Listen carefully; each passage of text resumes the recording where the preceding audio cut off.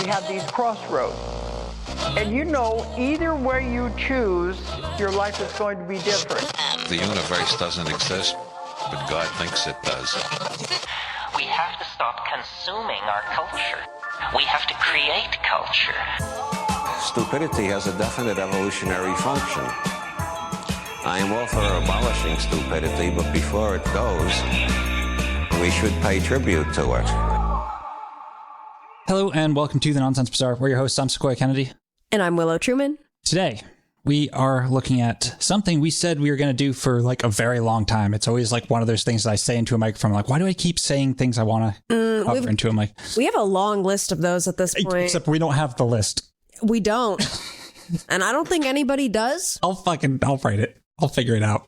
I'm not going to make one. I'll figure it out. I'll share it with you. I'll remember it. God bless. Yeah.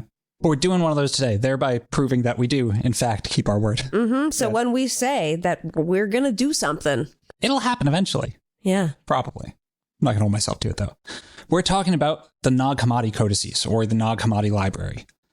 That's not really the best way to phrase it, the Nag Hammadi Library, because it's not, that conjures an image of a library. Like shelves and books, chairs, ladders, maybe. And a sexy lady wearing a pair of glasses and a little cardigan. Oh, and the buttons are just undone a little bit. This is not that kind of library. Yeah, no. Is she always there whenever you think of a library? Yeah. Fuck yeah. This is not a library like that. The Nag Hammadi Library is a collection of 13 papyrus scrolls found in a clay jar, buried in allegedly a fertilizer field, but also buried in a graveyard on the banks of the Nile. Okay. Yeah. And it's super fucking important. At least super important to the shit we're into, which is maybe not that important to anyone else.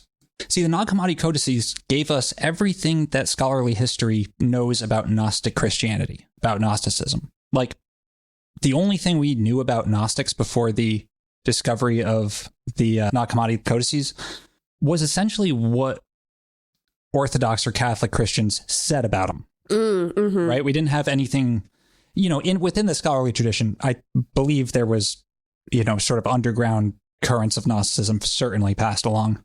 Right. There's things that show up, like Gnostic ideas that show up earlier than they should. If this was the first, like the only thing we knew about Gnosticism, you know what I mean? Mm-hmm. But yeah, from a scholarly perspective, this is the first time we saw like the Gnostics writing in their own words. Right? Yeah. And Gnosticism has had sort of a ridiculously overwhelming influence on like the development of counterculture and popular culture in the back half of the 20th century onwards. It's very popular right now. Yeah, and it has been for a while. I mean, like The Matrix, right? Valis, David fucking Icke. This is all shit that would not exist without the discovery of the Nag Hammadi Codices. These are all very Gnostic things, right? Yeah, or Escaping Prison Planet. Right, exactly. All that shit. The Archons. Mm-hmm. And I say the back half of the 20th century onwards because, Gnosticism's ancient, but the Nag Hammadi Codices were discovered in 1946. Okay. They weren't fully translated and, released to the public till 1977, I believe. Right. So our knowledge of them is about as old as my grandma. Way younger, dude. Like, for popular culture's knowledge of them? Mm-hmm. 1977. Okay. Yeah. So discovered in 1946, but not really known. It took a long time. So what happened was, we'll get to the story of how they were discovered first, but it took a while for the scrolls to get from the hands of the various people who found it to places where they could be translated. And then it took even a really long time for that shit to be translated. Decades. Yeah. That's just the way things happen. So while Gnosticism is an ancient system of belief, it's functionally extremely new as an influence on pop culture. That's so interesting. Isn't that fucking wild, dude? Yeah. Yeah. It's almost like a time warp. Yeah. It's like it took an arc. Yeah. Around the timeline, right? Like we found it almost right when, I don't know. It's weird, dude. Yeah. It was found at a good time. It was found at a very apropos time. And then for it to come more into understanding in the 70s and 80s, that's... Uh-huh. That's a good time for that to I don't know, almost like present itself as a, I want to say like a challenger, if you will, to mainstream Christianity. It's more complicated than that, I think, because it's not, I may have misspoke when I said it's the first, like, discovery, like Gnostic discovery. There was like the Gospel of Mary Magdalene discovered in the late 1890s. Yeah. But like, it's just, it feels like it was a time that's not when necessarily Gnostic. I don't know. I just don't want to make it sound too extreme. We're thinking about my eyes Jesus cross my T's. In a more mystical way at that time. Absolutely. And this kind of like lines up right with that, with sort of this like psychedelic counterculture Jesus vision. Yeah. And it's very psychedelic. Right. That is kind of, it's almost like there's two versions of Jesus that are walking around. I mean, there's like a bajillion, but now there's another one added to the pantheon with the introduction of Gnosticism into our greater cultural awareness. Yeah, dude. I mean, I really think you got to think of Jesus in the same way you think of any other god in the pantheon. You know what I mean? You got to think of him in the same way you think about like Zeus from like a magical context and shit. Right. Or like any of the other gods in any pantheon. Maybe not Zeus. That's a bad comparison. But you know what I mean? Yeah. So Gnosticism's fucking wild, right? Just historically, religiously, philosophically, it's nuts. And so we're gonna talk about that shit. We're gonna talk about some of the texts in the Nag Hammadi library. We're gonna talk about the discovery, and then go through a selection of texts and talk about how weird Gnosticism is. But first, we're gonna do what we do and pull a tarot card. So we have the Page of Cups, or Princess of Cups. I like it. I do too. That feels good. I feel unprepared to talk about it. Feels playful.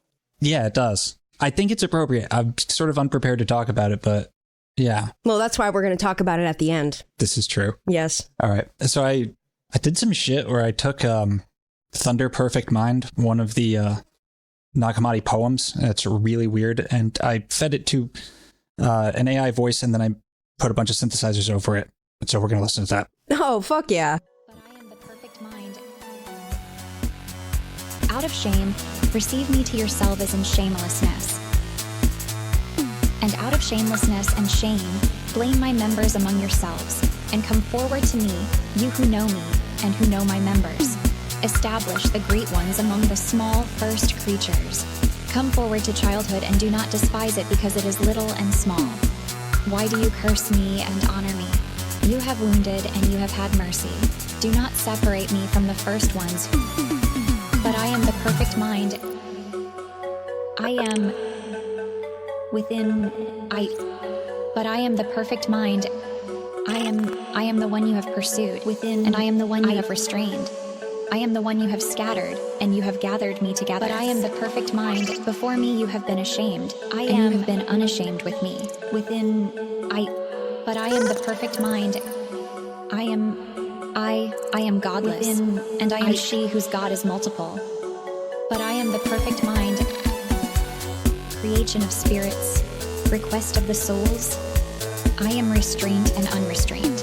I am union and dissolution. I am the judgment and the acquittal. I am sinless, and the root of sin is from me. I am desire in appearance, and self-control of the heart exists within me. Hear me in softness and learn from me in harshness. I am she who cries out. Fuck yeah, dude. That was really good. Yeah, I wouldn't exist without Nag Hammadi. No, but you know what it really reminded me of? There's an old woodcut by Giovanni Battista Nazari. Sorry if I mispronounced that, but I'm sure he's dead. Yeah. It goes through 3 dreams, and in the last one, the author, he like goes into this cave, and then he finds a pyramid, and then the pyramid turns into a labyrinth, and then he meets this 3-headed dragon. Fuck yeah. That like tells him all this shit, and it reminded me so much of that. Oh yeah. Like, no, dude, that is oh yeah.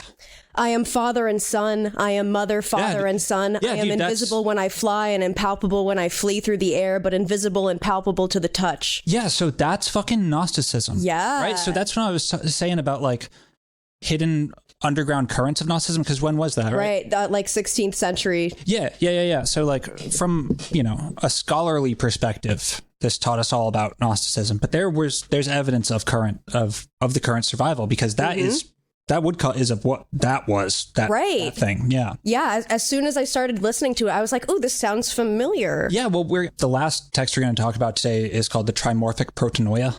Okay. And that's what woodcut's referring to. I love whatever Thunder Perfect Mind is. That god, whatever that god is, what the fuck? It's the female version of Sky God, bearded Sky God. It's the sort of the female, even though she's always saying like I'm, androgynous and all this shit. It's still a yin dominant god, right? Yes, she's fucking wild, and that's a reasonable way to sort of start thinking about Gnosticism, more yin dominated version of Christianity. Because in that woodcut, that's when the author, who's male, is led to the dragon by a damsel. So it's like this feminine force is what leads him to this dragon that then gives out this wisdom. Yeah. So basically Gnosticism is fucking wild. Yeah. However, we did get all the text that sort of confirmed that, because it is like, okay, so you've got this Italian woodcut, right? Mm-hmm. What the hell could he be talking about? And then many years later, you find fucking this clay jar of like scraps that confirms some crazy shit, like the Gospel of Mary Magdalene that was found in the late 1800s. It's like, oh, fuck, this is other people talking about that same shit. Yeah. Right? Let's talk about the discovery of that. Yes, let's.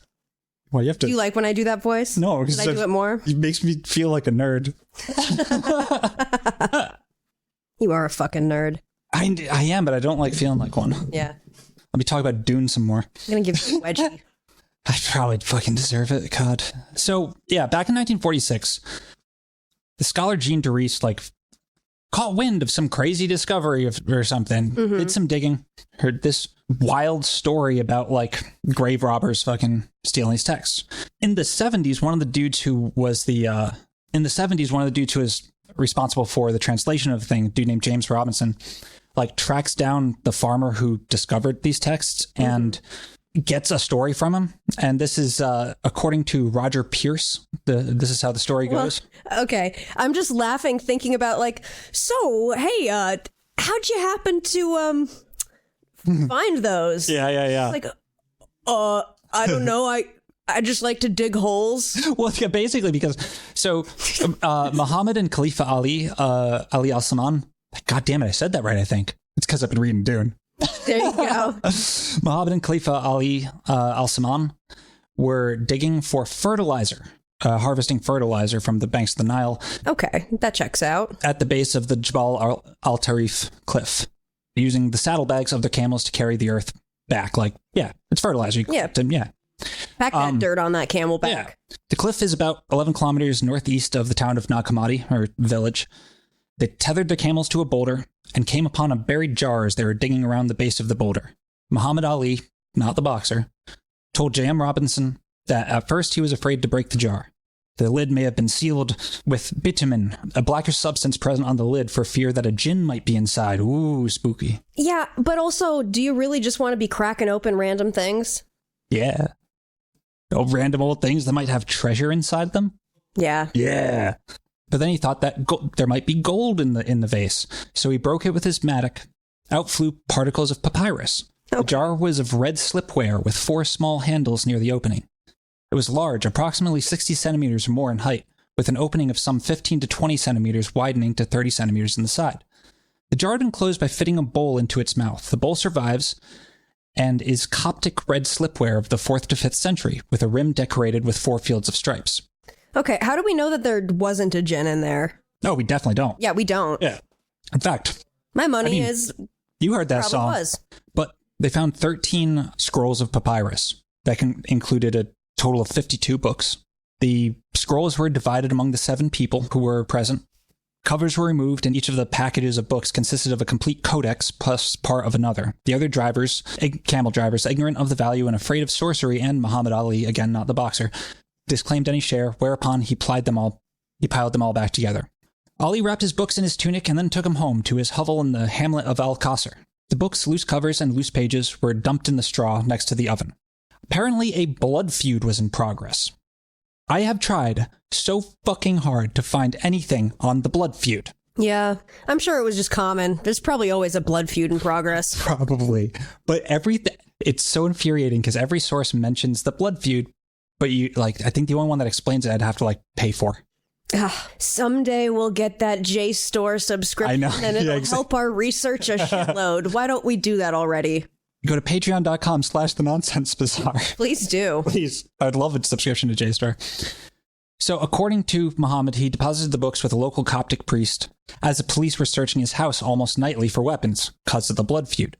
The priest's wife had a brother who went from village to village teaching English and history in the local Coptic church schools. Coptic Christianity is a minority Christian sect in Egypt. Okay. Yeah. And there's also a script called Coptic, which is like not hieroglyphs, but it was a different Egyptian script, and having, I think it was Greek, Coptic, and hieroglyphs allowed the Rosetta Stone to translate hieroglyphs. Gotcha. Coptic's an Egypt thing. Egyptian Christianity. Yeah. Well, we're in Egypt right now. Yeah, exactly. That makes sense. Yeah. According to Muhammad, his brother-in-law came to visit and saw one of the books, recognized that it might be valuable, brought it to Cairo. There he showed it to a Coptic physician interested in the Coptic language, George Sobel. They seized the book, told them they were going to pay for it. They forcibly bought the book from this dude. Yeah. Yeah. The book was deposited in the museum, according to the register, on 4th October 1946. Some of the parts of the books were burned by Muhammad Ali's widowed mother. Like for superstitiously? Fuel. Yeah, superstitiously, and also for fuel. She thought they were probably worthless, maybe unlucky to have, and might as well be cooking fuel. Sometimes it's too cold to go outside and collect wood. Yeah, no, it's also like some of the Nag Hammadi library got burned just for fuel. Yeah. Some illiterate neighbors bartered or purchased them for next to nothing, the rest of them. So like... For why? Because no one knew what it was. They had no backing of what these things were. That's so funny. Yeah, they had no fucking clue, dude. So, yeah. It's like, I think this is probably valuable. Don't really know what it is, but, yeah. Right. Yeah, well, they kind of assumed it was worthless. Yeah. Like, except for the dude who brought it to, like, fucking Cairo, and the authorities, like, bought it from him at gunpoint. Right. Right? But, yeah, like, all these things got scattered, right? So, not knowing what the fuck they were. Mm-hmm. So, it was this whole process of, like, tracking them down. And there were 7 people there that like all got, or 8 sometimes, depending on when James Robinson is telling the story, right? And the other thing is, like, this is all a story that James Robinson says that he was told by this dude Muhammad Ali. You know, a grain merchant supposedly acquired another one of the books and sold it for such a price that he was able to set up a shop in Cairo, so some dude got paid for it. Baj Ali, a one-eyed outlaw of Al-Qasr, got a number of the books. What the fuck? A one-eyed outlaw? You know? The one-eyed outlaw of Al-Qasr? There's a lot of mythology about one-eyed. That's the jinn. Like, yeah. I think that's the jinn. Escorted by a well-known antiques dealer of the region, Dakal Basta, he went to Cairo. The first offered the books to Mansour's shop at Shepherd's Hotel, and then to the shop of Picton J. Tano, a Cypriot dealer, who bought the lot and then went to Nag Hammadi to get whatever was left. Once the news of the value of the books reached Al-Qasr, the Ali brothers tried to lay hands on the remainder. But the funny thing is, James Robinson's story changes each time he tells it, with a number of people involved ranging from 2 to 8. Jean Doris's version of the same story doesn't mention any of it. Later, scholars started to question parts of Al-Saman's story. Some think the whole library discovery started as a simple grave robbery, and the more outlandish details were just a cover-up. Burying books was pretty common in Egypt back in the day, but if this was a funerary deposit, it doesn't quite jive with Robinson's ideas that the manuscripts were hidden to avoid persecution. Then there's another theory, that some wealthy non-monk commissioned the codices and had them buried with him as a status symbol. Entirely possible. Mm-hmm. The blood feud, again, this is a quote I'm reading from this dude, Roger Pierce. He writes, the blood feud part, though, seems to be legit. I don't know anything about this blood feud or why it keeps getting mentioned. Over time, most of the texts ended up with Phokion J. Tanos, an antiques dealer in Cairo, and then the Department of Antiquities stepped in to keep them from being sold off. Like, this is just some Indiana Jones shit. This is passing through so many hands, and like, that's why I'm including all this, is because... No, it's very crazy. Interesting. Yeah. Because, I mean, my immediate thought was like, okay, why were they digging there? Why would that be buried there? Yeah. Like... Yeah. It could have been just some wealthy monk who like had him buried as status. Maybe he believed in these Gnostic tradition, I believe, right. You know? I mean, clearly they were important, otherwise they would have been destroyed and not buried and kept really inside fancily, of yeah, inside of a container that would preserve them. So they were important to somebody. Yeah. Who? Because the other thing is, Egypt at the time, this is post World War II. This is right after World War II. Egypt got fucked up in World War II. I mean, the North African campaign was a big deal that no one ever fucking talks about. And like that whole part of the Middle East was North Africa was, that was a battlefield, right? So this is right at the end of the fucking war. Egypt's got a lot to recover from, right? So that's a whole lot more confusion on top of it. Right. And then there was a revolution in 1952 in Egypt. And after that, the texts were handed over to the Coptic Museum in Cairo and became national property.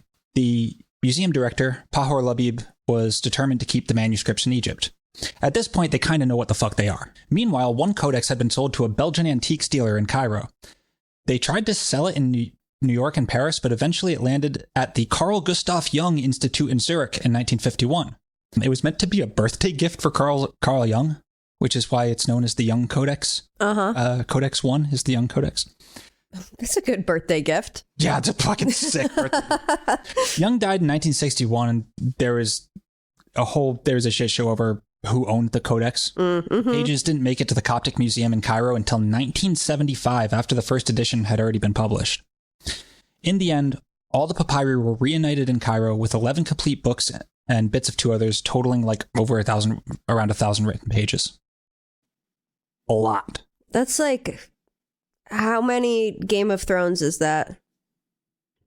Oh, like fucking 1 1/3. Yeah. Denser though, a lot denser. Way denser. Yeah. So translating it, like the first edition of the Jung Codex was like partially translated as early as 1956. Translating and publishing the rest of the text was slow until the Messina Congress in Italy in 1966. At the Messina Congress, James and Robinson assembled a team of scholars to publish a bilingual edition of the Nag Hammadi Codices in English. It resulted in a 12-volume facsimile edition between 1972 and 1984. So again, new as fuck. A group of German scholars started working on translation at a similar time. That didn't get the first German language translation didn't get totally finished and published until 2001. You know? Oh, that's a while. Yeah. So 1977, the James M. Robinson translation titled The Nag Hammadi Library in English was published in 1977, and like that's the point at which the whole public could read Gnosticism for the first fucking time. In English, yeah. In English. The English-speaking public. Yes. Yeah. Which is just like, that's just so mind-blowing to me. And it's also mind-blowing that something so ancient had a huge amount of text. And I think it speaks to how much of a, what the fuck? They were keeping records. Yeah. Yeah. Now, like, it's not all Gnostic texts in the Nag Hammadi Codices. There's some, like, Hermetic texts.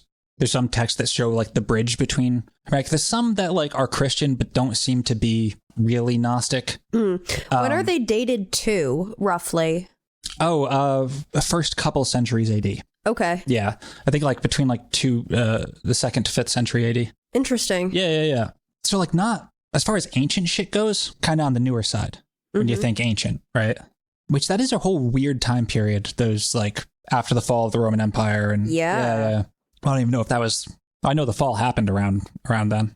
I mean, it took a long time to fall. That's true. And the Byzantines and shit. Yeah. I don't know how long they lasted. Longer than I always give them credit for.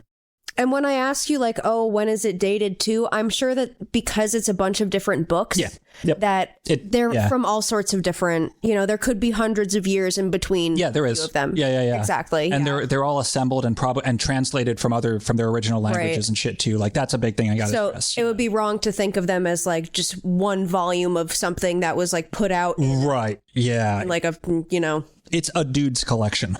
Right. Yeah. It's one motherfucker's collection. Mm-hmm. However it got there or whatever. Probably some rich dude who had it translated into the language he spoke and, was part of his effects that got buried when he died. So yeah, none of them, like, it's not, I don't want to speak out of turn, but I don't feel that many of them are like original texts. You know what I mean? Right. Yeah. But yeah, we're going to talk about a few of them, a few of these battle areas. There's a lot. Again, this thing's over 1,000 pages. I did not read all of it. I'd like to say I would read all of it in my lifetime, but I'm not gonna. Yeah. It's just not gonna happen, You gotta like really be a hardcore Gnostic, I think, to... I have too many interests to... Yeah. Just Jack of all trades. I wish I was better. I really do. Oh no, you're great. Yeah, and I had to pick from them because there's 52 and they're all insane. Mm-hmm. And they're all fucking long. Yeah, but we're going to separate the text into three categories. First, deals with Gnostic cosmology, the Pleroma, Barbello, Archons, all that shit. Then we're going to talk about Jesus. Oh boy. Then we're going to talk about poetry. Yeah. Basically, yeah. So we brought it up before, probably mostly on like the Prison Planet episode, but Gnostic cosmology is fucking wild. It's insane. We brought it up a little bit in our Jane-led series. That's true. At the heart of Gnostic cosmology is the idea that God is not some dude in the fucking sky. God and the divine reality are something totally alien and totally unknowable outside of your ability to process it, but not necessarily your ability to feel it, right? Yes. In Gnostic cosmology, there is this supreme unknowable God that is everything and nothing, and you don't have the words to describe it. Sometimes it's referred to as the Pleroma, sometimes it's referred to as its first emissary, Barbello, sometimes it's the absolute, sometimes the Pleroma is the world of the true God, but also the true God itself. It gets confusing and dense, right? Let's just call it God. Sure, why not? Why not? This divine source is beyond all duality, beyond male and female, beyond light and darkness, and is the ultimate ground of being from which all existence emanates, right? As Tiny Tim would say, the ultimate. Don't ever fucking bring him up again. He is so far from God. He is. Oh, and he wanted to be so close. I know, and that's, says a lot. So from this ineffable source, a series of divine emanations or aeons emerge, each one a step removed from the perfect unity of, the singularity. Okay. The aeons are sort of personified sometimes with like Barbello, the first of them, Sophia, the big important one, Christos, the one who's going to save us all, right? They form the realm of the Pleroma, the fullness of divine life. The main characters. Yeah, essentially. Yeah, which is odd because of how supposedly non-dual it is, but how there are main characters. But the main characters also shift into each other, too. It's weird. Right. Very reminds me of like reading about Native American myths and the shifting dreamlike nature of it. They are the three-headed dragon. Yeah. So everything's great. The Pleroma's rocking. It's all good. And then Sophia, wisdom, wants to have a child. And so she steps outside the boundaries of the Pleroma and gives birth to her own creation. That creation, being born outside of the fullness of God, is Yaldabaoth, the demiurge. And this thing thinks it's God because it can't see the Pleroma. So it thinks it must be God because it can't know anything else. It's outside of anything else. And so it starts creating this world that is a flawed and doomed reflection of God's creation. Yeah. Right? The demiurge is Yahweh, right? The God of Abraham is the demiurge. He's a blind idiot god, basically, that is just knocking his playthings around a sandbox, right? Yeah. That's a way to think about the demiurge. He's a big baby. He's a big baby, yeah. Sometimes he's personified as, a serpent with a lion's head, Yaldabaoth. And so that's... I don't blame Sophia. Imagine just like hanging out in nothing. And all there is just like nothing. These other dancing sprites. And like void. And it's like, you know what? Well, she is wisdom, dude. That's wisdom. What if there was something and then something happens and then it's born? Yeah. And then that something can't imagine that there's nothing. Right. And it thinks that it is all that there is. Yeah. It's kind of reminds me of something. Yeah. Yeah. Me. Yeah, me too. Of the human condition in general. Yeah. As you're kind of born and you think that, as a child, you're like the center of the universe until you learn that you're not. Or maybe you never learn. Maybe you create a bunch of prison wardens to keep your fucking sandbox locked down. Yeah. Yeah, so which is... You can be the lord of your sandbox. Basically, yeah. And now that's the God of the Old Testament according to the Gnostics. And like, you can kind of think of like, oh yeah, of course there was Christians who thought all of material world would kind of sucked, right? And that the God that they've been told was the God, maybe he's an asshole. Right. right? Maybe God exists and he fucking sucks. Hey, God, what's with all this suffering? And so the next, logical step is, well, that's not the real God, Right. right? The real God is God, the ineffable, the big crazy fucking thing, you know what I mean? Which is where everyone gets to. Just that I ain't even got words for it, right? But yeah, the God as like the, Catholics know it, is the thing that's responsible for evil. It's the bad guy. It's responsible for suffering, the slow march of time, all that shit, right? The world of illusions. Yes. According to Gnostic belief, humans are special because they got a spark of the divine, the true divine consciousness within them. But it's trapped. It's a fragment of the essence of God, and it's the key to salvation, human salvation and liberation. The goal of Gnosticism is to awaken this divine spark through gnosis, direct experiential knowledge of the divine, and to escape the cycle of reincarnation and suffering in this material realm. Escape the prison planet. Yeah. Right? Okay, David, Right, yeah. It's so, I have serious problems with Gnosticism, which I'll get to at the end. I have problems with the way it's interpreted in pop culture. Yeah, exactly. And what 4chan has done to it. Exactly. That's what I have problems with. Yeah. Well, no, I have my feelings on the actual text themselves are an extremely mixed bag. I feel extremely positive about certain parts, and I feel extremely negative about certain other parts, just from reading Gnostic texts, It's a powerful set of scriptures, right? Like, it's a powerful religion. And like all others, it has good and bad aspects. They just happen to be especially charged because it's got some juice to it. How about Jesus? Jesus Christ is a central role as the divine messenger savior, but he's not really a fucking dude, except for sometimes he is. Like in some of the parables, Gospel of Thomas and shit like that. It's Jesus Christ or Christos is a aeon sent from the pleroma to impart the knowledge necessary for human liberation. It's the force that allows you the gnosis to bring about the divine spark within you, right? Gnostic Christ, what? I just searched the term inner Christos. Uh-oh.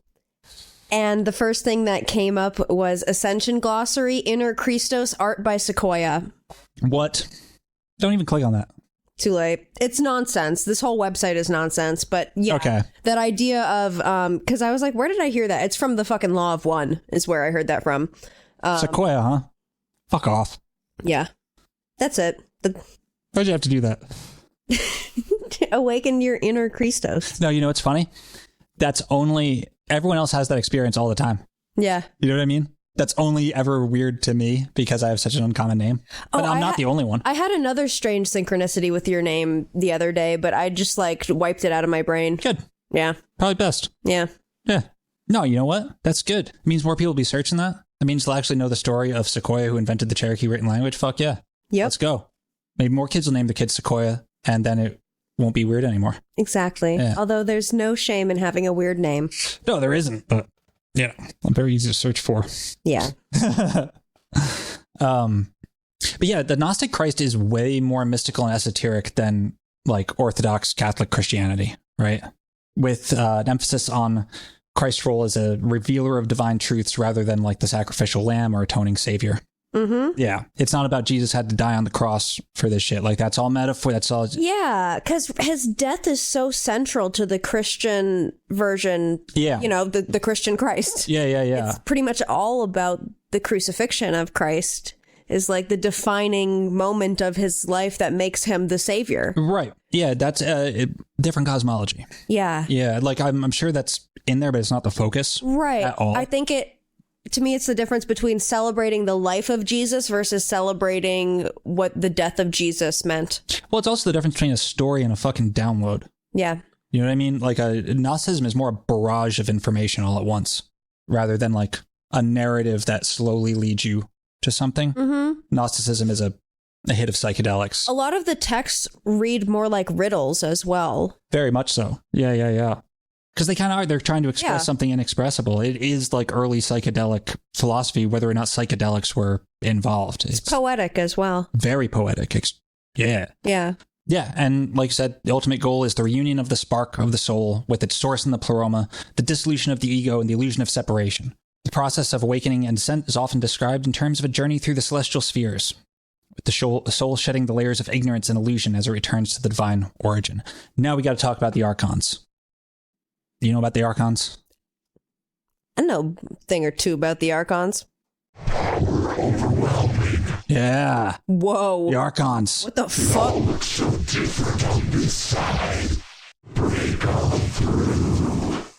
It's the Archons from StarCraft. It's a unit type. Holy fuck. Heard that shit so many times growing up, not knowing what the fucking Archon was.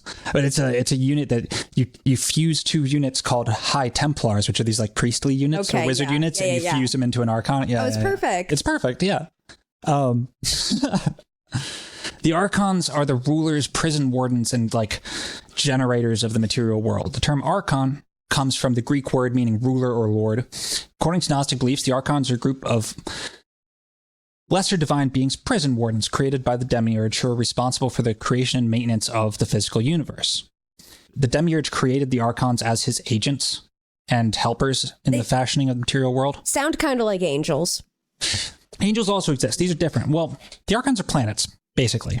Gotcha. They're basically the planets. Planetary influences. They're the planets. The planets. Because remember, the physical world is an illusion created by the Demiurge. Mm-hmm. The Archons are the forces that govern the structure of all this.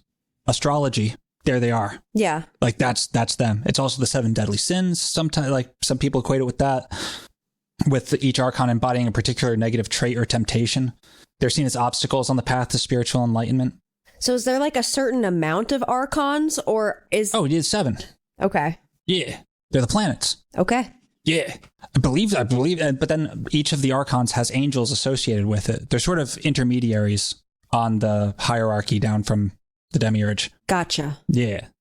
And so basically, like, a Gnostic belief is that, like, yeah, astrology is real, like, all these 7 deadly sins are real, all this shit is a way of making sense of this world, but the goal is to fucking get through that and get past that. All that shit's bad, right? Fake, an illusion. Some sects of Gnosticism consider it bad.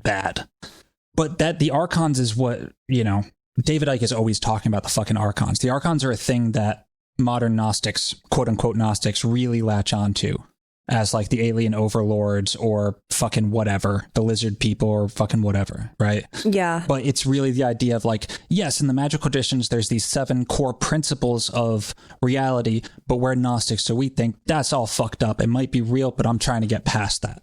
Right. So the secret book of John, the Apocryphon of John. Oh. What?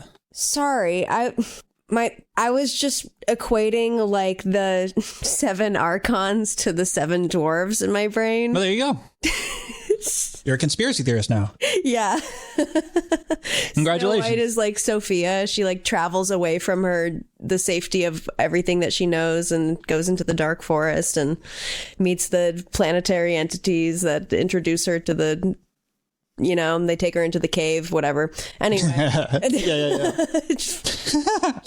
I mean, and also the 7 chakras, blah, blah, blah. Yeah. So on and so on and so forth. And so on and so forth. But here's the fucking thing, though. Yeah, because the planets. Because the fucking planets. And do you want to know why the planets? I don't want to go fucking derail, but I was thinking about this the other day.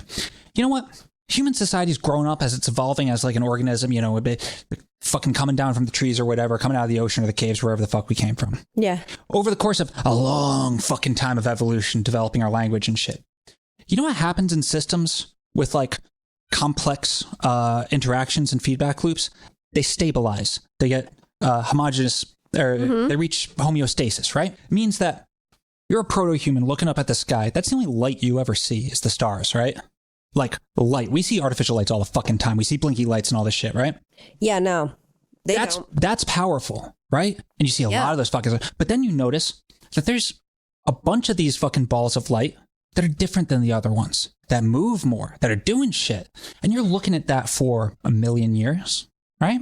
And it's moving in patterns that your subconscious mind might, or the subconscious overmind of humanity might recognize as patterns. Mm-hmm. Over time, just because of one monkey associating fucking 2 bad things happening when Saturn was in fucking that quadrant of the sky, well, now he's going to be a little more on edge in a long-term scale of when Saturn's in that part of the fucking sky. Genetically encoded into us throughout like water through rock. Yeah. Over millions of years. That's why astrology works. Yeah. That's the thing.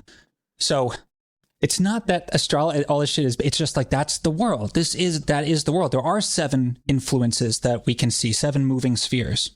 That's why. Yeah. Because it's describing this system. It's all ways of describing this complex Spheres system. of influence. But then you get the Gnostics saying, this is all fucked. I don't know. Sorry for going on that tangent. Was that helpful? Was that useful? Yes. Okay, good. So the Secret Book of John, also known as the Apocryphon of John, arguably the quintessential Gnostic text. It was the first to present a comprehensive narrative encompassing the nature of God, the origin of the world, and the path to human salvation. Now, in that one, there are 12 authorities that create the 7 powers. Right, yeah.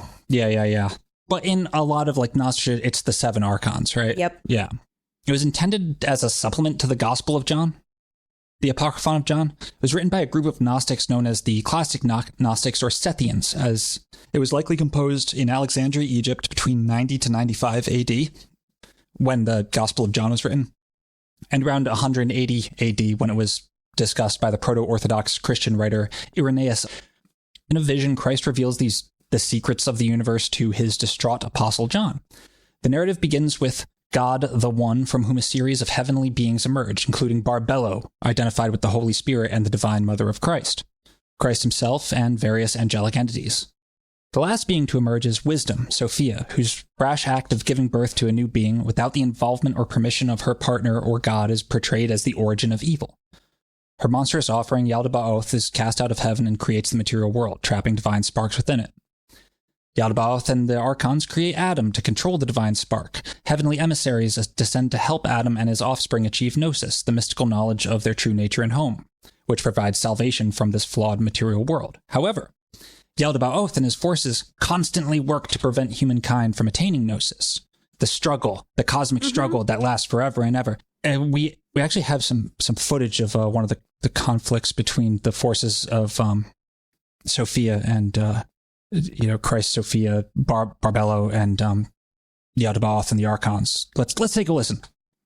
Oh boy. Oh my God! But no Archons! Where's his Archons? He needs to get them in there! He gunned down the Archons before it was time. And the void rays come out! And the Archon goes in! And the Archon goes in! Get in there! Oh my God, what are we seeing? Oh my God! This is madness! Oh my God, he's gonna get all kill this army! Oh, the PCs are all going down! I can't... Fascinating stuff. Fuck yeah. That's from a video called The 5 Best StarCraft 2 Esports Moments Ever. So you see the influence Gnosticism has had. I did. And it also makes me think of Apep, the Egyptian deity, like this serpent god of chaos that has to be defeated by Ra or Set, depending. Yeah. And like, obviously we have this intrinsic link between serpents and chaos, evil, which is interesting. And you see it like repeated again and again as like this serpent that has to be defeated. Yeah. Yeah. I mean, we'll get to the serpent a little later on. That's interesting too. I saw a bunch of snakes breeding today. Weird thing to see. Yeah, it was really cool. Yeah. I got a weird thing about snakes. Yeah, I know. Yeah.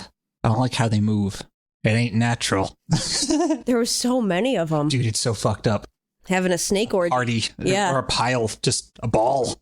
Like a tumbleweed. It's not something you expect to see while taking a walk. No. It's like, well, okay. Big old snake pile. I'll leave you guys to it. No, so I have a big long quote from the Apocryphon of John, if you'd like to read it. I would. Now the Archon who is weak has 3 names. The first name is Yaldabaoth, the second is Soklas, the third is Samael. And he is impious in his arrogance which is in him. For he said, I am God, and there is no other God beside me. For he is ignorant of his strength, the place from which he had come. And the Archons created 7 powers for themselves, and the powers created themselves 6 angels for each one, until they became 365 angels. And these are the bodies belonging with the names. The first is Athoth, and he has a sheep's face. The second is Elaueo. He has a donkey's face.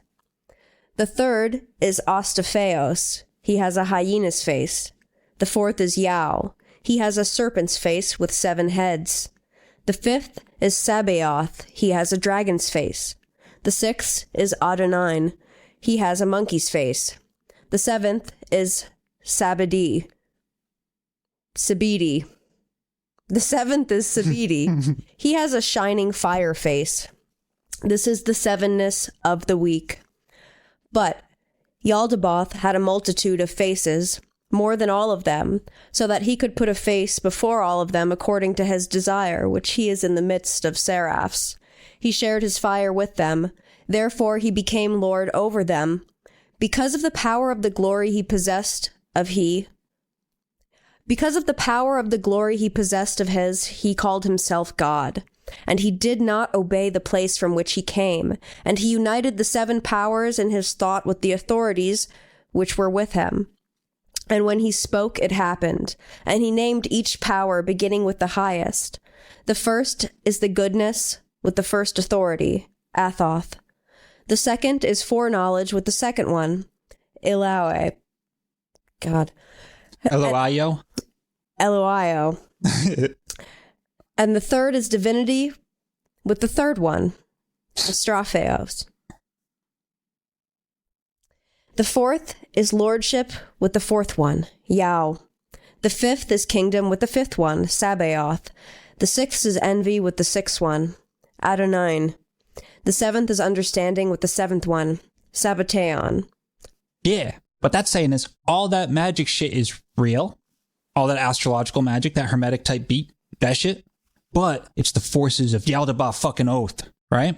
Sabede has a shining fire face. Okay, the Sabbath. The Sabbath is Sunday. The sun, the shining fire face, right? Like that's the Archon, right?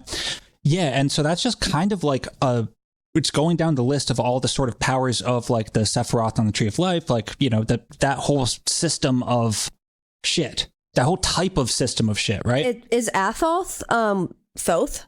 Could be, you know. I have no idea. Yeah. A lot of these names I don't know.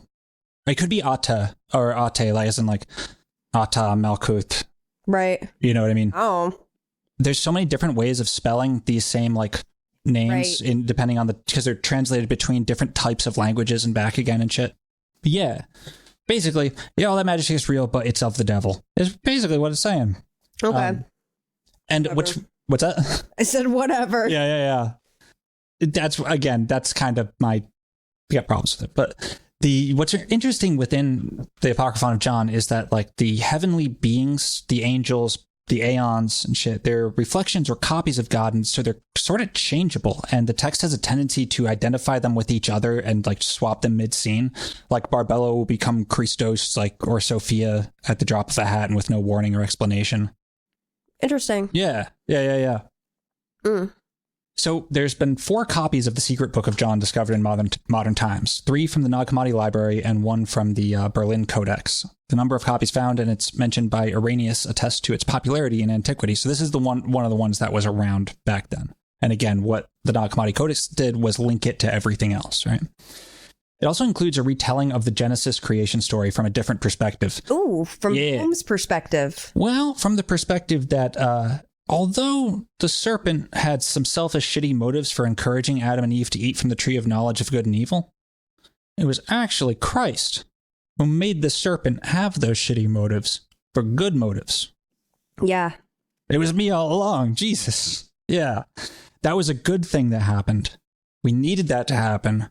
The serpent was still a bastard, but I caused him to be a bastard for good purpose. Yeah. Yeah. It's like how Tom Sandoval needed to cheat on Ariana so that she could dump him and live her best life. Sure. Who are they? Some listeners will know. A listener will know. One listener will know? Yeah. Hell yeah. Next, and the gospel of truth and the origin of the world expand on the ideas presented in the Apocryphon of John. They're not gospels in the traditional sense, the gospel of truth, as doesn't focus on the life and teachings of Jesus, but whatever, it sounds better. It's attributed to Valentinus, a prominent Gnostic theologian of the 2nd century. It's a poetic and philosophical treatise that explores the nature of truth, the divine, and the path to salvation. At its core, Gospel of Truth is concerned with the concept of error or ignorance that has led to the fall of humanity. Sometimes Yaldabaoth is referred to as the error, right? Yeah. It has a very digital feel to it. Doesn't it? Yeah. It But does. of course it does. Yeah. Of course it does. But this error is not presented as like original sin, but it's the forgetfulness of our true nature and origin. Yeah. Yeah, it's not that we fucking ate the wrong fruit. It's that we forgot who we are. Right. Yeah. It makes me think of the snake and the little prince who's, you know, like kind of at the end, and it's this creature in the desert that only speaks in riddles because he's figured everything out. Yeah. And he's like, hey, little prince, I know you're far from home. You've crash landed on Earth. Don't you want to go back to your asteroid that you love? Yeah. I can take you there. Yeah. Let me bite you. You know, and sort of offering like, I can bring you home. Yeah. If you just let me kill you. And the representation of this thing that is unavoidable for us all, you know, at some point that snake's going to bite us. It's true. We're going to go back to whatever fucking stardust we came from at some point. It's true. And so yeah, I can see why people are, that's a scary symbol. It's this thing that represents basically death. Yeah. Yeah. The other side, this forbidden knowledge. Absolutely. Yeah. Of what's on the other side. And you don't know until you get there. Yeah. According to the gospel of truth, it's this forgetfulness that causes the fear, suffering, and sense of alienation in humanity, which leads to the badness. And the way towards salvation, and by extension, the destruction of the demiurge's plane, is through gnosis, remembering through direct experiential knowledge. Getting in touch with your inner core, right? And like, this is at total odds with Catholicism, right? Yeah. Complete philosophical fucking odds. This is the opposite. Catholicism is about, no, you need to be taught this by the hierarchy, right? Now, of course, Gnostics would say, well, yeah, they're the forces of the demiurge, but whatever. If comparing two religions, it's two opposite ways of dealing with received truth, I guess. But the gospel of truth describes Jesus as the embodiment of this truth, a messenger who comes to dispel the ignorance, guide humanity back to the pleroma from which it originated. And I have a quote here. Since all searched for the one from whom they had come, all were within him, the uncontainable, inconceivable one who's beyond every thought, and since ignorance of the Father caused anguish and terror, and the anguish grew thick like a fog so that no one could see, error was strengthened. It worked in its own matter in vain, not knowing the truth. It happened in a deluding way, as it, error, prepared with power and beauty a substitute for truth. Now this wasn't humiliating for the uncontainable, inconceivable one, because the anguish and forgetfulness and delusion of deceit were like nothing, whereas the truth is established, unchangeable, unperturbed, beyond beauty. Because of this, disregard error, since it has no root. It happened in a fog, concerning the Father. It happens now, since it, error, prepares works in its forgetfulness and terror, so that with them it, error, might attract those in the middle and imprison them. The forgetfulness of error wasn't revealed. It wasn't a thought from the Father. Forgetfulness didn't come into being from the Father, though it did come into being because of him. What comes into being within him is the knowledge, which was revealed so that forgetfulness might be dissolved, and the Father might be known. Forgetfulness came into being because the Father was unknown. So, when the Father comes to be known, forgetfulness won't exist anymore. You can't remember something unless you forget it. What? You can't remember something unless you forget it. No, just repeat it over and over constantly for the rest of your life. Yeah. You'll never forget it. And the gospel of truth also addresses the nature of the divine, describing it as the boundless presence that encompasses everything. It's the all-encompassing reality from which everything emerged. You know the drill. Yeah.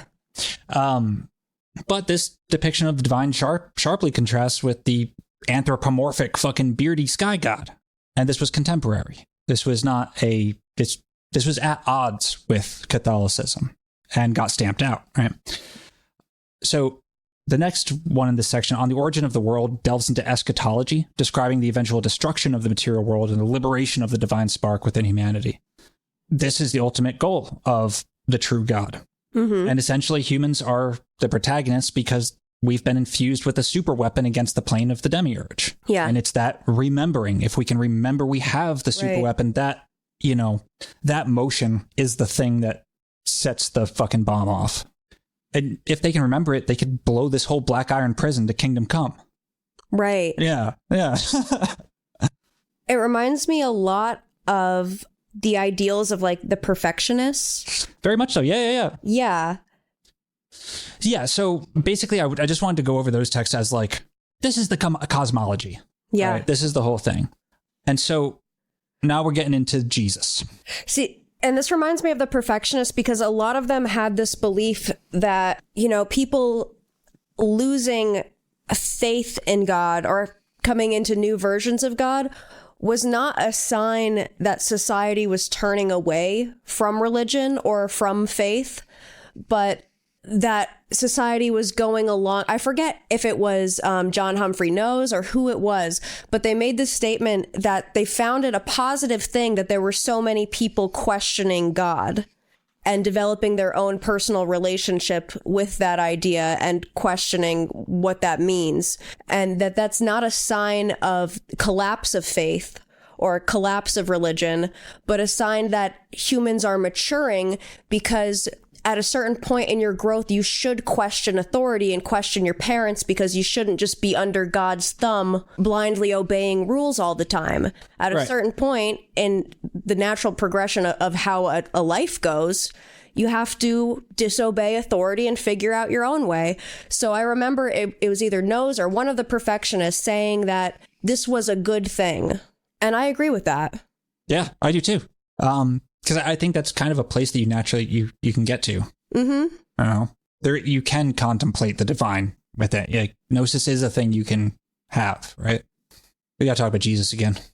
Let's do it. So one of the big important ones is the Gospel of Thomas. But again, it's not really a gospel. It's actually an anthology of 114 sayings attributed to Jesus. Very riddle-like. Yeah. Oh, it's very riddle-like. Unlike the canonical gospels that are narratives of Jesus' life, miracles, death, and resurrection and shit, these are standalone sayings. These are a collection of aphorisms. Several of the, like, what sets the Gospel of Thomas apart is its focus on direct personal revelation, suggesting that the kingdom of God is not a distant or future possibility, but an inner reality that can be discovered here and now by those who seek it and brought to bear, right? The text begins with a promise that whoever finds the interpretation of these sayings will not taste death, highlighting gnosis as the key to salvation and eternal existence. There's several sayings that echo the content found in the Matthew, Mark, and the Synoptic Gospels, Matthew, Mark, and Luke, but it's often presented differently from a different perspective. Yeah. For example, Thomas's Jesus speaks of a kingdom spread out upon the earth, unseen by those who do not know how to look for it. He's also kind of fucking militant, this Jesus. Yeah. Yeah. Take a read. Jesus says, "Perhaps people think I have come to cast peace upon the earth, but they do not know that I have come to cast dissension upon the earth, fire, sword, war. For there will be 5 in one house. There will be 3 against 2, and 2 against 3, father against son, and son against father, and they will stand as solitary ones." Okay, what does that mean? Just bringing fucking end times. It's going to cause chaos. Just the revelation of the truth will cause chaos. 3 against 2, 2 against 3. I feel like I don't know a what platonic riddle in there. Oh, there's 18 different riddles that Yeah, I'm not smart enough for. He goes on. Jesus says, "I will give you what no eye has seen, what no ear has heard, and what no hand has touched, and what has not occurred to the human mind." The disciples said to Jesus, "Tell us how our end will be." Jesus said, "Have you already discovered the beginning, that you are now asking about the end? For where the beginning is, there will be the end too. Blessed is he who will stand at the beginning, and he will know the end, and he will not taste death." Fucking riddles on riddles. Oh, I love riddles. Yeah, I know, it's great.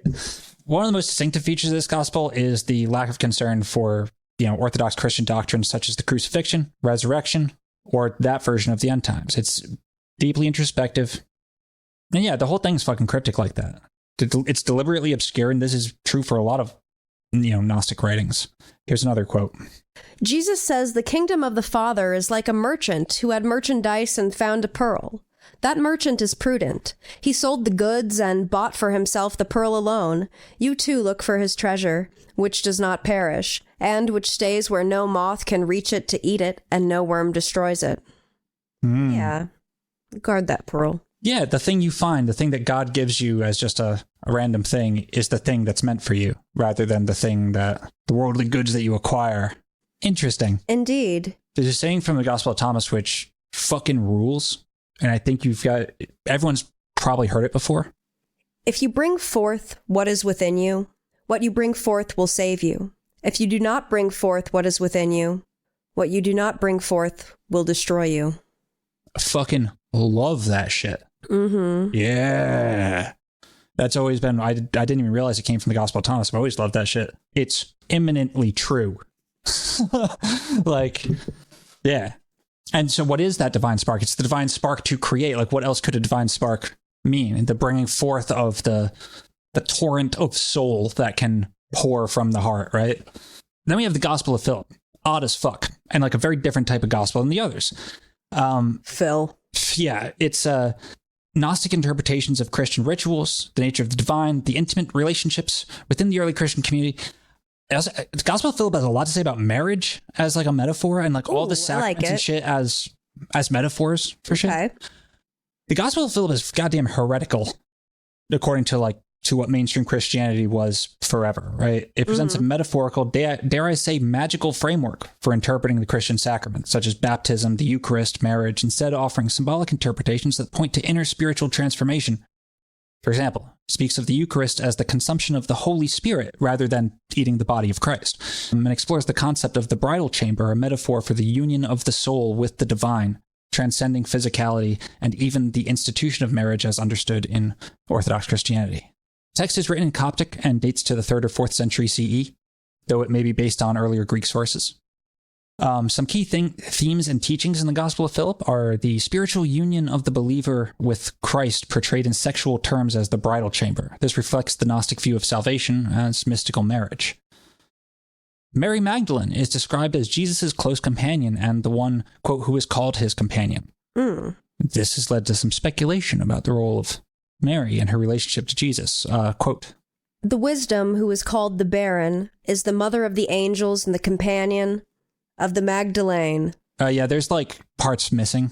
Loved her more than the disciples. He kissed her on her many times.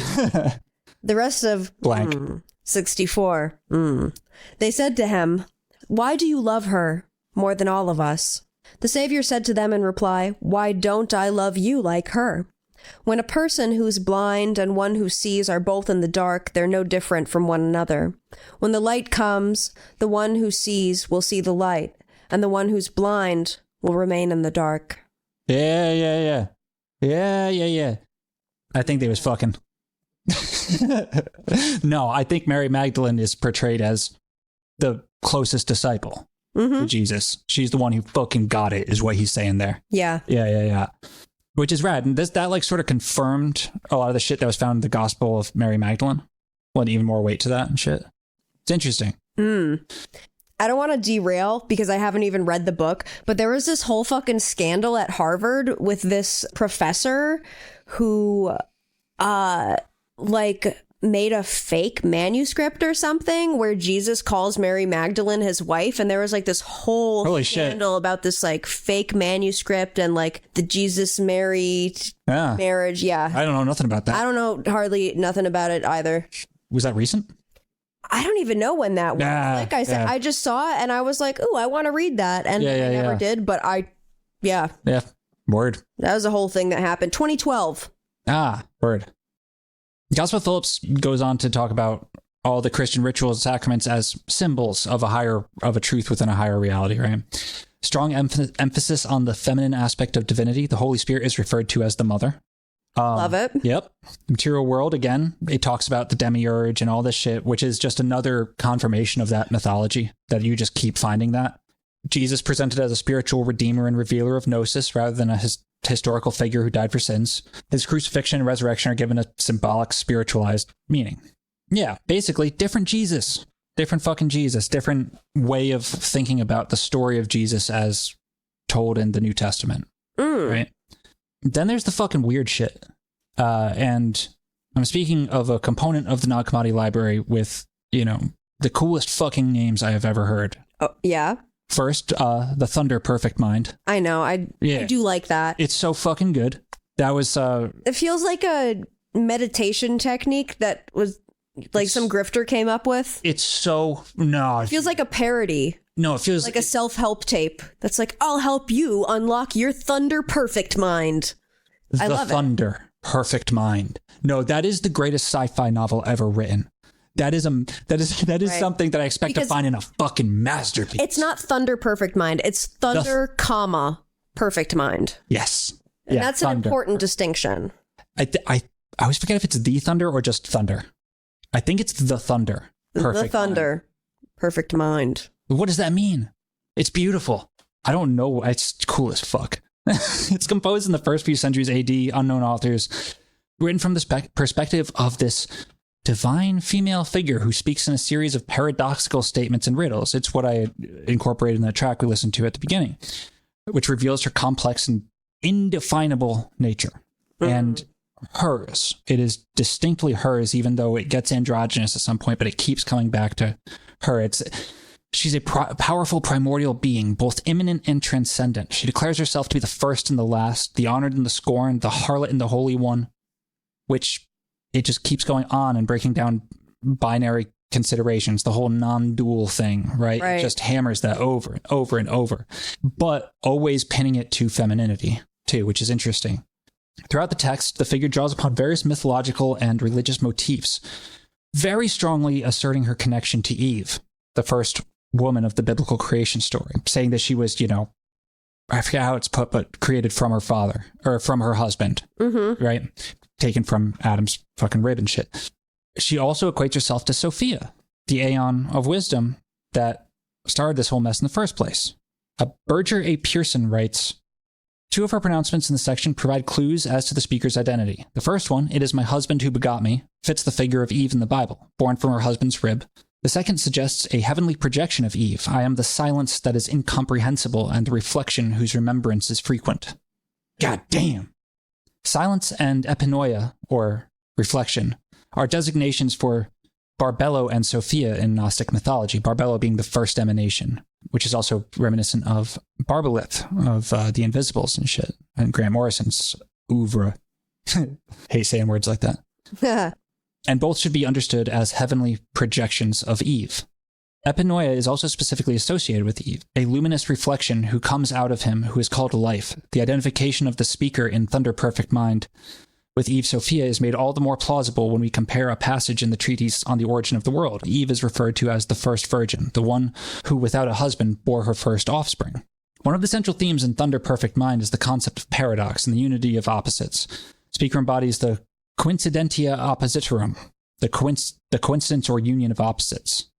By reconciling seemingly contradictory qualities within herself, she points to a higher, more comprehensive God. It's just that hammering of, no, it doesn't have to be this, this essential split of material world. Yeah. Essential duality of materialism. You don't have to be one or the other. Yeah, which goes all the way to is not, right? Yeah. Yeah. Which then you start getting into why it feels digital, or why it has Gnosticism. Zeros and ones. Right. Zeros and ones is the essential dualism. Yeah. Which is the fucking demiurge. Don't hate the material world, hate the fucking digital world. That just sucks. Mm-hmm. The language of Thunder Perfect Mind is poetic, elusive, and deliberately fucking obscure. God, in this case, the thunder, shifts between first-person declarations and third-person statements, blurring the line between self and other. And I have a section of it here for you to read, even though I don't know what section of the tune I'm going to keep in the track.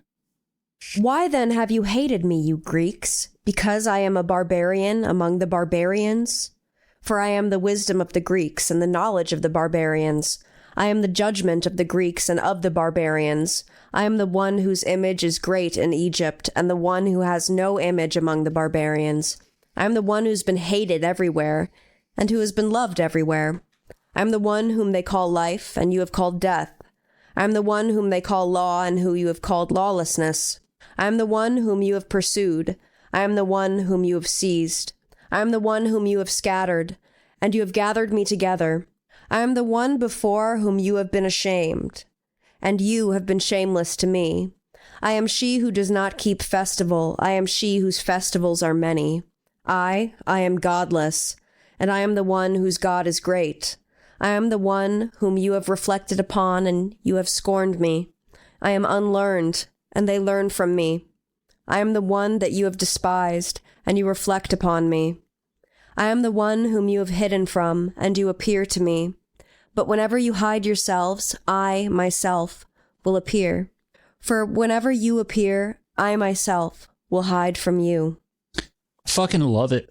I love that shit. Yeah. Yeah. So another thing in the same vein is a text called Trimorphic Protonoia.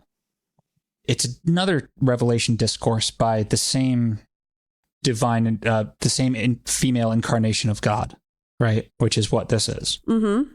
Identified this time as the Protonoia, which means first thought in Greek. The thunder perfect mind, right? It's the thunder of the first. Yeah.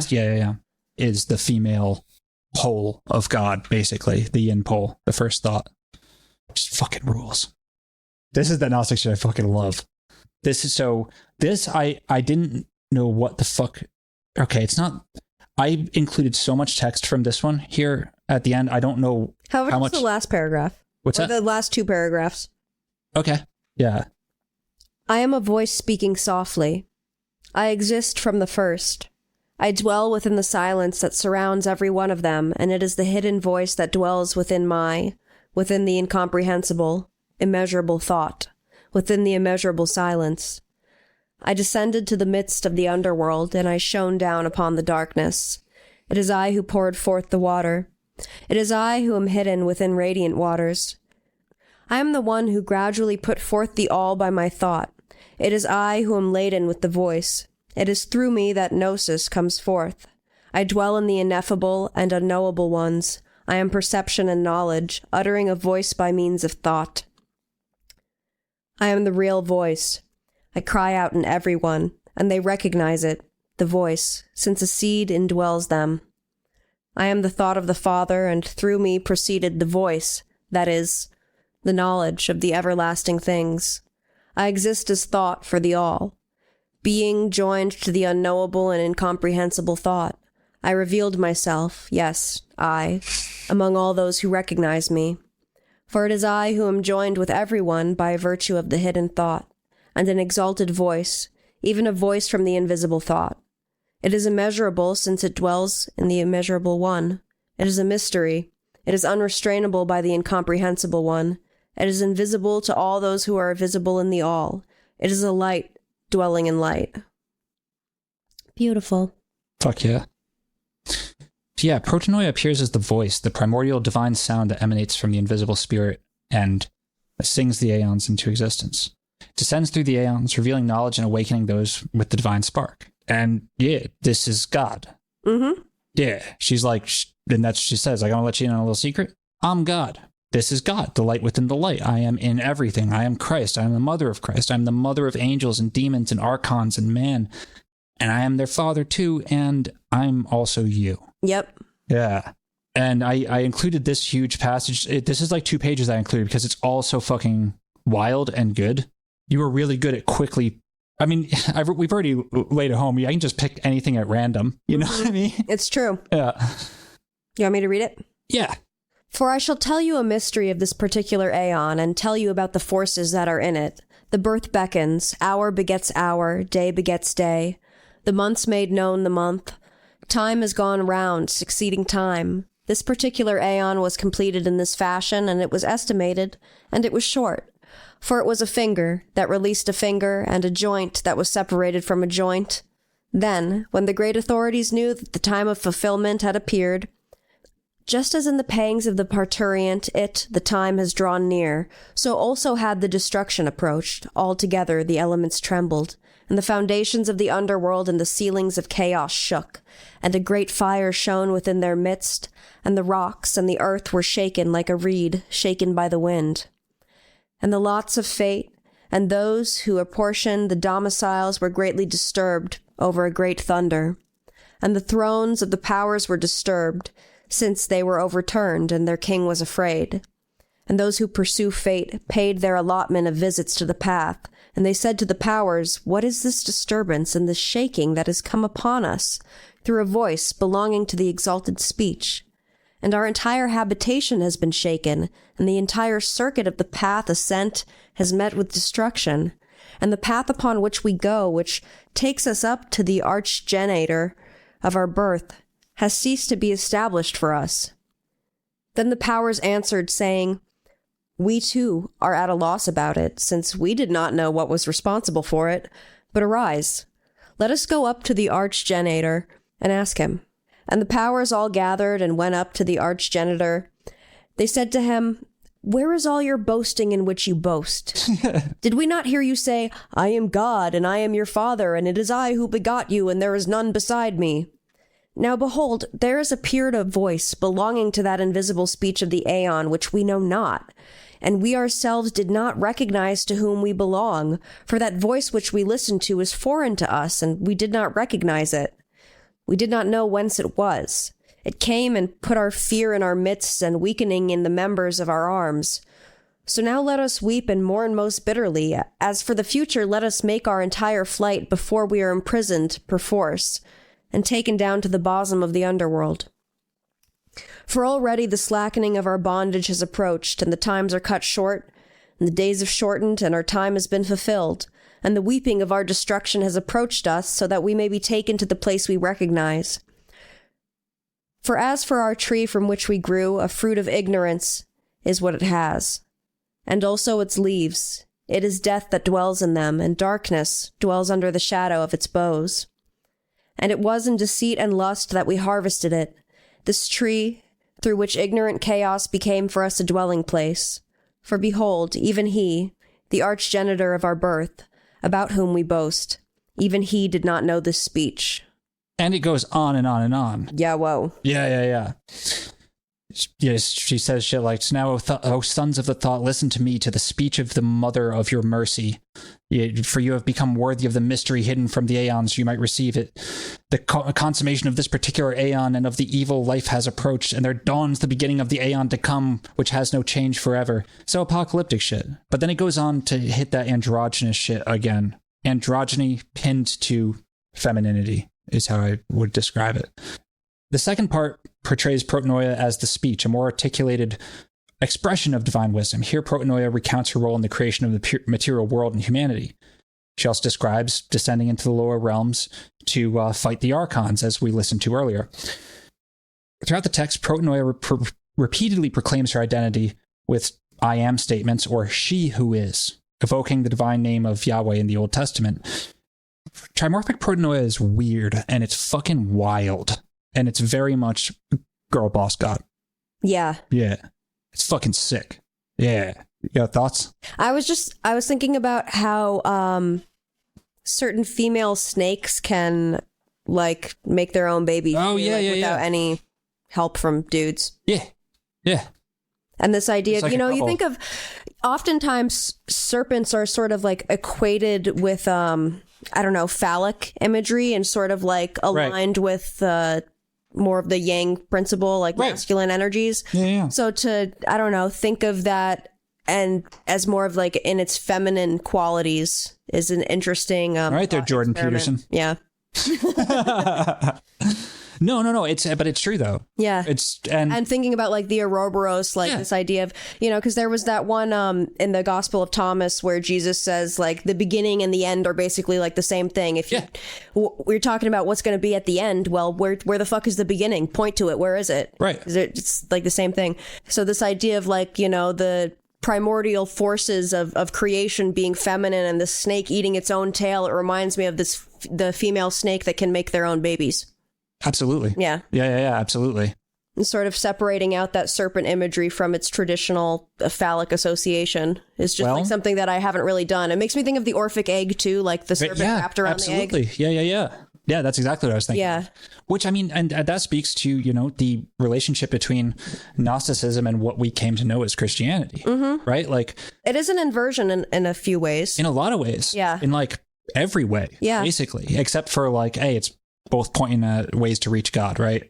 Like, it's not like one's good, one's evil. It's different it's polar opposite ways of approaching the same thing, sort of. I mean, Catholicism is super concerned with the outside world, with the material world. It's about doing the sacraments in the material world, right? Versus the inner experiences of Gnosticism. And there was mutual influence between the two. Like, this was not like these two monolithic things. Totally. Right? Nothing happens in a vacuum. Nothing happens in a vacuum. Gnosticism emerged in the early centuries of the Common Era, and it drew upon a wide range of religious and philosophical traditions, including Judaism, Christianity, Platonism, and Zoroastrianism. I mean, I forget what book it's in, but there's even like a citing of the Book of Zoroaster in one of these texts that we looked at. Like, it says like, oh, go read the Book of Zoroaster for more on that. Mm-hmm. Yeah. The Catholics did try to, or the church did try to stamp it out and did succeed, essentially, as a more internal focused, introspective religion. It didn't quite have the firepower. Or I mean, yes, before firepower, the sword power or whatever. Yeah. But the martial power, right? Well, also being the feminine poled side, it didn't have the martial Mars power. Right. Yeah. And also they don't care because they hate the material world. They're looking to go home. It's fine. Odd religion. In many ways, a healthy relationship with death. Perhaps. Maybe sometimes. I think you got to love the material world too, you know. In many ways, Gnosticism can just be seen as a different interpretation of Christianity, of a different perspective, way of seeing the same thing. Mm-hmm. It's a sort of more radical, dare I say, extreme and populist view too. I say populist because there's a real current of like, fuck this material world and all the ways it hurts, right?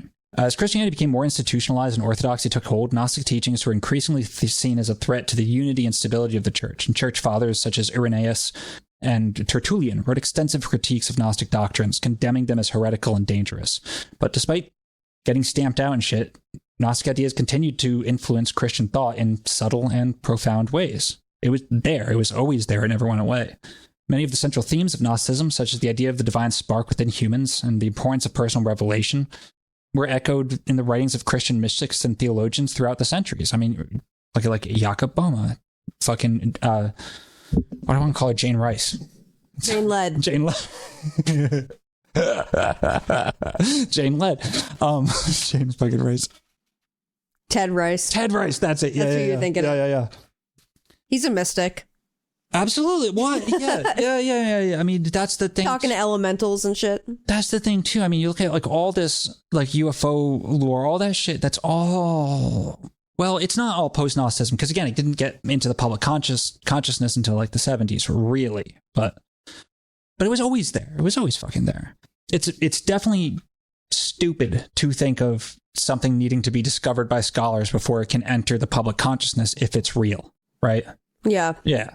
If you realize that it's all real or like has historical proof, well, then you can say, oh, that's what those threads actually were. That's what they were pointing to. It's not like they didn't mean anything up until the discovery.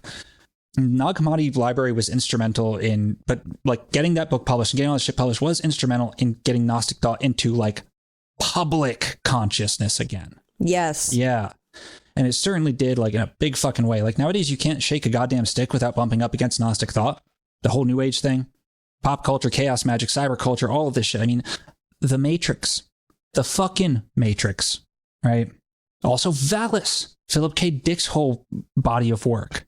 Also the Invisibles. I mean, Grant Morrison, talks about the encounter with Barbalith, the fucking alien that hides behind the moon, right? Sometimes it feels like, these 7 spheres, planetary entities or whatever, you can feel their influence and for sure, but that's also Hermeticism too deals with that too. Like all the magical traditions deal with that, but it's true, you can feel their influence sometimes. Like those are ideas that are woven into our fucking consciousness. Mm-hmm. And this idea that our vision makes it so that when we look up into the sky and you spend enough time looking up, everything sort of starts to look very dome-like.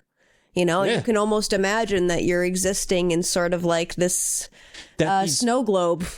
I love lights, right? Yeah. I have an obsession with fucking novelty lighting. I fucking love lights. And before you had electric fucking LEDs and could make your room all cool, what you had, especially before you harnessed fire, you had the stars as the source of light in the darkness. So I can very much, because I've done it, you look up at the sky and you think, these are kind of like walls a little bit. Yeah. You almost imagine that the sky is like, you walk outside of your home and then you're in the outdoor home, and the walls that surround you are all of the elements. There's a fucking dome. It's the atmosphere. Precisely. It's a lens. Right? Yeah, like there is one. It's not incorrect to say that like there's something in here and there's something out there and we don't know what it is, but we are fucking fascinated by it. Yeah. And it influences us. It's right there. Yeah. Yeah.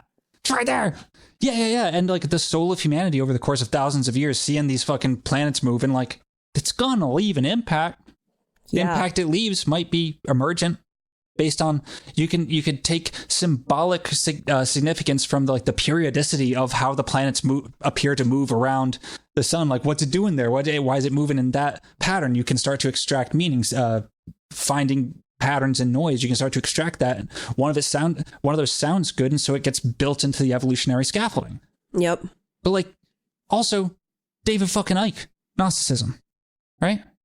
Good shit, bad shit, everything in between. Like when you read occult works written before 1946, you can also definitely see Gnostic influence because, like we said, even though the discovery of the Nag Hammadi Codices launched Gnosticism into scholarly awareness, it's pretty obvious, at least to me, that this current of thought was never stamped out and indeed carried on in secret, or at least in the underground.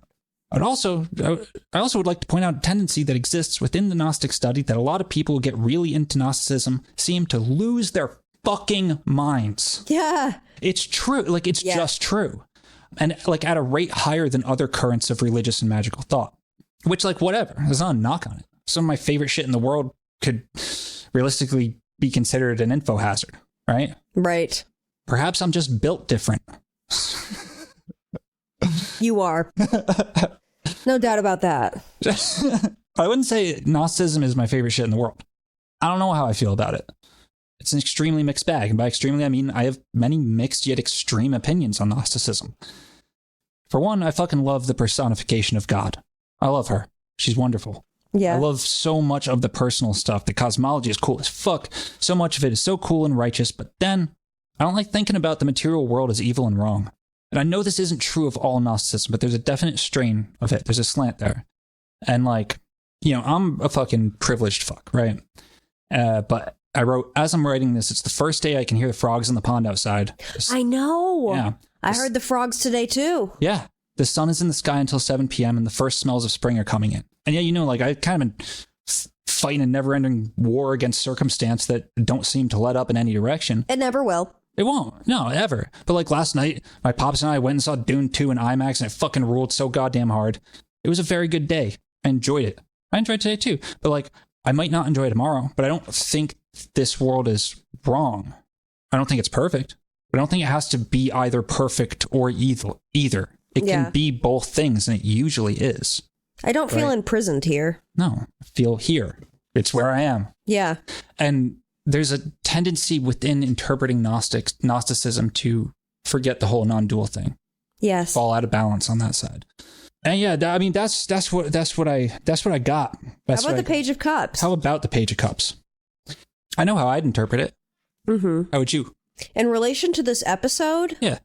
I'm having trouble formulating my thoughts, but basically I see it as representative of the role that Gnosticism is playing in our culture right now and what it's bringing about within the cultural conversations around spirituality and religion. Sure. It's sort of bringing out like this, I don't know, because it feels, the page being a child or a youthful aspect, it feels like Gnosticism, while being ancient, is also having this sort of, I don't know, youthful revival where it is almost in its stages of infancy or adolescence. Yeah. Yeah. And there's a lot of possibilities, a lot of creativity. Gnosticism 2.0, perhaps. Yes. Yeah. Yeah. Okay. In the Thoth interpretation of the pages, they're the princesses. And they're the court cards that don't have birthdays associated to them. They have geographical regions and shit, which I don't remember the Princess of Cups geographical region. But the point, like, the princess is the one who uses the ace, right? The power of the ace doesn't do shit without someone to use it. And the princess is the one who uses it. It's the earthy part of water, right? I feel like it's almost like a fountain of inspiration, as if somebody tapped a wellspring and was like, oh, there's water here. Someone and then, broke open a jar and found spiritual water. Yeah. Right? Yeah, basically, like finding out like, oh shit, there's a bunch of water under the ground here, and then tapping it open, and then the spring opens up. That's there literally was. Yeah. Yeah. There was literally a jar holding this information, water of spirit. Yeah. Right? Information that is hard to understand. It's not an airy type of information. Mm-hmm. It's a watery type of information. Gnosticism is a religion you're supposed to feel. I was just thinking that. Yeah. It's a religion meant to be drunk, like from a cup. Yeah. Or a jar in the fucking desert. Mm-hmm. That's my interpretation of that. I think it aligns pretty well with theirs. I think that's very appropriate. I agree.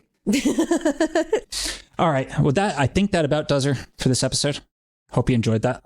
I enjoyed that. Fuck yeah. Yeah, I've always I love some of this shit. But yeah, guys, if you like what we do, you can leave us a rating and review. You can like us. You can subscribe to us. You can tell your friends.